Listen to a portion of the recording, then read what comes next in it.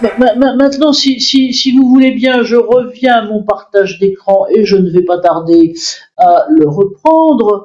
C'est une autre expérience, mais toujours, encore une fois, en service interentreprise. En revanche, j'ai un peu envie de vous pousser sur la pente savonneuse comme je poussais Stéphane tout à l'heure. C'est que vous êtes donc directeur général d'un service interentreprise. J'ai mis 18-24 parce que c'est plus court que de mettre Corrèze Dordogne qui ne tient pas dans mon carré gris, donc pardon, je vous dis tout. Et voilà, vous de votre côté, comment vous voyez ça quelle a été quelle est la sensibilité interne, je dirais, de vos équipes et en même temps la sensibilité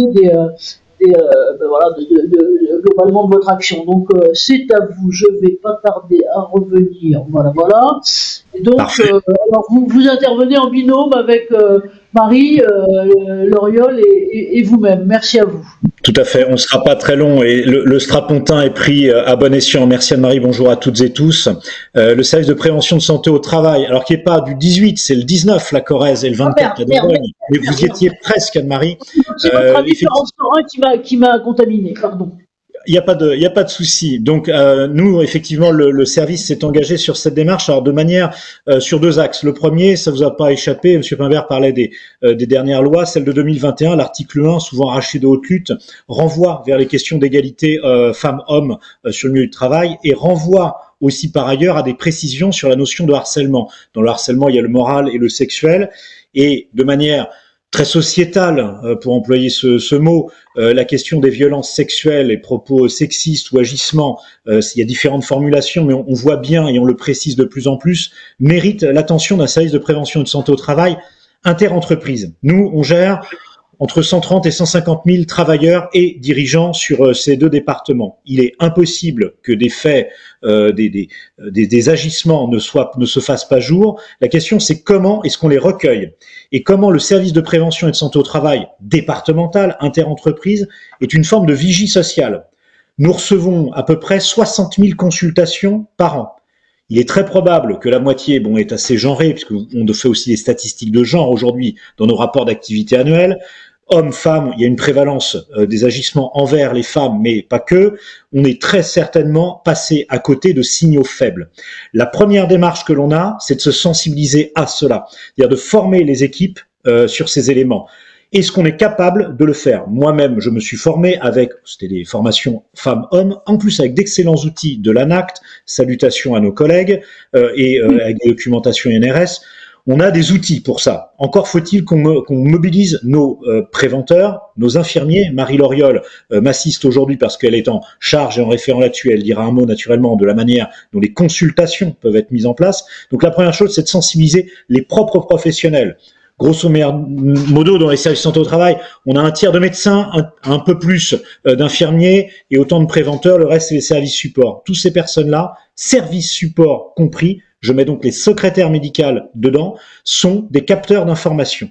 On voit trop de personnes dans nos cabinets et parfois ce qui peut être dit à l'infirmier n'est pas la même chose qui peut être dit à un secrétariat médical, qui peut être dit à un médecin en fonction du secret, de l'affinité, de la confiance qui peut être ou du moment simplement dans le cursus d'une visite qui peut prendre 3/4 d'heure entre l'attente et la fin où vous sortez avec votre avis d'information, de prévention, d'aptitude ou d'inaptitude. Donc on a un capteur social qui est nécessaire, on forme nos équipes là-dessus. Deuxième élément, on travaille avec les services des partenaires du département, du terrain. Marie en dira un mot après moi. Le premier que l'on a, c'est au niveau préfectoral. C'est l'État qui a souvent des délégués de l'égalité femmes-hommes sur les lieux de travail notamment. Nous sommes en lien avec ces délégués et viennent nous former et faire également des sessions de sensibilisation auprès de nos publics, c'est-à-dire les employeurs, les ressources humaines, les dirigeants. Je rappelle, et vous le disiez, ma collègue tout à l'heure de Nantes, 90% des entreprises que nous voyons font moins de 20 salariés. Donc on est dans des milieux petits, plus confinés, peut-être où l'expression est plus délicate. Il convient aussi de se former et de sensibiliser nos adhérents là-dessus. Comme on n'a que quelques minutes, je laisse la parole à Marie qui va compléter avec la partie véritablement de la consultation et comment ça se passe avec les partenaires.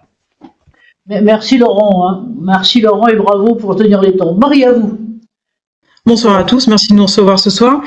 Je compléterai juste le propos, je reviendrai sur le constat en fait qui a pu être fait dans les entreprises, que ce soit RTE ou que ce soit au sein du SPSTI de réseau de Nantes. On a fait le même constat, en fait, ce dont parlait Laurent à l'instant, c'est-à-dire qu'en consultation, on peut être dépositaire d'une parole et on était souvent au démarrage en difficulté sur que faire de cette parole, vers qui orienter la personne, comment réagir, etc. Et donc, avec une autre collègue, on a monté ensemble un réseau de partenaires vers lesquels orienter nos salariés dans des situations de ce type. Pas que, on a aussi tout ce qui est précarité, etc. Mais on a beaucoup axé, au démarrage en tout cas, sur les violences faites aux femmes, alors que ce soit au niveau du travail, mais aussi sur les violences conjugales. Et à ce titre-là, on avait demandé à faire intervenir un gynécologue de Gynécologues sans frontières, ainsi qu'un des référents départementaux de l'ordre des médecins, pour lever un peu cette histoire du secret médical qui peut des fois entraver ou en tout cas gêner beaucoup nos médecins dans le transfert de l'information et dans l'orientation des salariés, souvent EES, qui sont victimes de ces violences-là. Et donc on a pu monter ce répertoire-là et ça permet à chaque consultant aujourd'hui, y compris les secrétaires, y compris les préventeurs qui souhaitent avoir ce répertoire, de savoir vers qui orienter la personne en fonction du besoin exprimé. Et donc notamment on a une partie qui est un petit peu plus conséquente sur toute la partie psychologique, donc que ce soit les CMP en ville ou etc. Et puis toute la partie violence faites aux femmes. On a la chance en Corrèze d'avoir 2 structures qui travaillent là-dessus et qui font aussi un gros travail sur la dévictimisation des personnes. On parlait tout à l'heure de profil. Il y a effectivement pas de profil psychique spécifique qui va être victime, mais on sait que on retrouve souvent des personnes qui régulièrement dans le milieu du travail et extra-travail se retrouvent confrontées à des violences. Donc on essaye aussi d'orienter ces personnes dans ce cadre-là afin qu'elles puissent elles-mêmes toutes seules déjà, quand elles sont prêtes, que le travail est suffisamment avancé, se prémunir contre ces violences et changer leur posture pour ne plus être victimes et ne plus se vivre comme des victimes. Voilà ce qui est fait sur la Corrèze en termes de facilitation au sein de nos consultations. Merci Marie et merci à Laurent d'avoir évoqué ces questions et notamment les 2 choses, je veux dire, que vous dites avec beaucoup de tact, je trouve, Marie, c'est à la fois la délicatesse finalement des situations auxquelles vous êtes confrontés, les questions qui sont presque des questions d'ordre déontologique et presque plus moral que vous avez, et puis la réaction que vous avez eue, si je comprends bien, avec un certain nombre, je vois que Isabelle Vincent nous disait un petit peu la même chose, c'est-à-dire d'échanger, de vous fédérer de façon formelle ou informelle entre vous pour justement contribuer à faire progresser tout ça. Donc merci de tous ces